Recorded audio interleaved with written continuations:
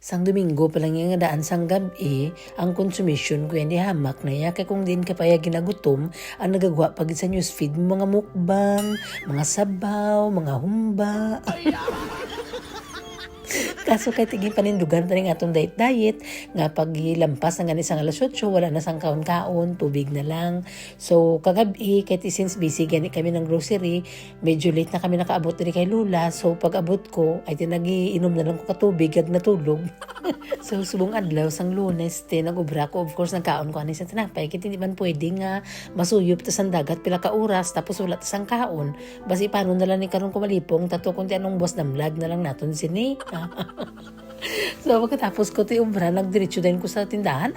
Bakal ko isda kayo, gina-imagine kong giniraan yung mahigop ko sang sabaw. The healthy way balaw, tapos ang mga rice naton, da red rice pagit. Yun di ponggol.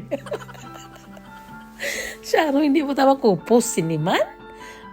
Pagkatapos ko sang kaunti, of course, nang diretso naman ko to kay Lula. Kabalaw mga nga daan ka mga sip-sip kuya. So bida-bida na naman ko, kipakaon ko siya dahil sang paniugto. Tapos, nang grocery na naman ko, kahit ang amon galing nga panihapon, maluto na kung madaan. Kaya kabalo na ko, ngayon wala na kami sinisang pulianay. Dili na kami sini matulog. Sini ba si forever na kami na nga diri? So pag-abot niya ang kulupod sa mga bata, ako naman nagpuli sa balay. Kaya para maluto gani ko sang panihapon. Kaya kung diri ko maluto sa balay ni Lula sang panihapon, magbaho ang iya nga balay. Nga daan ang balay niya, di nga daw hamot pa ni sa perfume ko daan. Kabalo ka mo ya magluto ako paspasanay niya. Basta okay ang kalaha ako ara man ko chili ko kompleto tanan bisan. Ako lang na isa maobra na kaya ko na iya. Ang sisiw lang na sa akon way pagani ko nakahiwa yan nagagisa na daya mo. So ang ato menu for tonight's dinner ati chop suey. May hara kita nga prawns nila, may hara man kita sang baboy, tapos may mga gulay-gulay. Pero nagaganay ko sa tindahan kay ina kay nagdugang gani ko sang gulay kay kulang ba lang aton nga mga gulay-gulay. Tapos while nga nagatirada ko dire, ang hambal ko buwas mapuli nagitiguro kami sa balay Kay isamtang nga nagaluto ako dire may hara kami sa ka baby dire sa balay nga nabilin, di ba?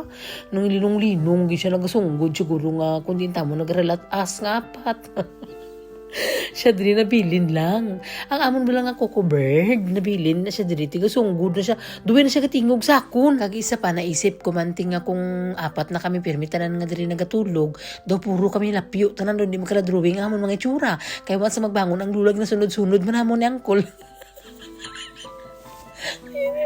So hambal ko, matulog ko buwas ang Mayo dito sa balay, biling ko yung bana ko, para kung maluya naman siya, mabulos naman ko. Hasta lang ba lang mabuslan kami sang manghud ni ang kulaw, kaso pa siya abi, uso abi din mga siburo, matang robot, mga siburo ni, kung din pa bala mga importante, bala nga mga moment nga dapat wala sa mga siburo sa amon, kay mayara kami sa pasyente, dito pa nagasunod-sunlog ang bigatlan nga mga siburo. So karon sa kamsakam na muna ni Uncle, pero hambal ko kay Uncle ya, tanan ko nga garamadan ko na hakot ko na di ang ato ng mga sako-sako bag nadala ko na diri. O tagalakat na mo diri hakot kay bisang sako. Ang balay ni Nana diri, ang balay ni Lula puno na kasako. Wari na siya ko sulusunggon ka panago. Ay siguro ka wala na kami nakita at kabala mo magalong kami bay. Pag-ara kami natin, sige mo na siya katitwit na. Mapag-abot ko ginato doon, hindi na siya halos matingog, ganaling-lingi lang ko. So pagkagaro gabi na alas 7, nakabalik na ko di kay Lula. Nakadala na ko sang sudan. Tinagkaon naman kaginag. Pero pahuway duman kay overtime naman ta karon sa gabi. Kaya sa galakat na ng kagahon. Balaga tindog ta na ng malam. Tiga pinataka lang gaduroy ta na. Amo nang ginasiling ko sa inyo nga kinanglan niya. May upo diri. Hindi na siya mapiaran. Kaya kung isa duga-dula-dula na memorya niya. Tiba si matumba mo naman kinakabalakaan ba. O siya sige buwas naman matulog na ko. Mahigop ako buwas ang dagat.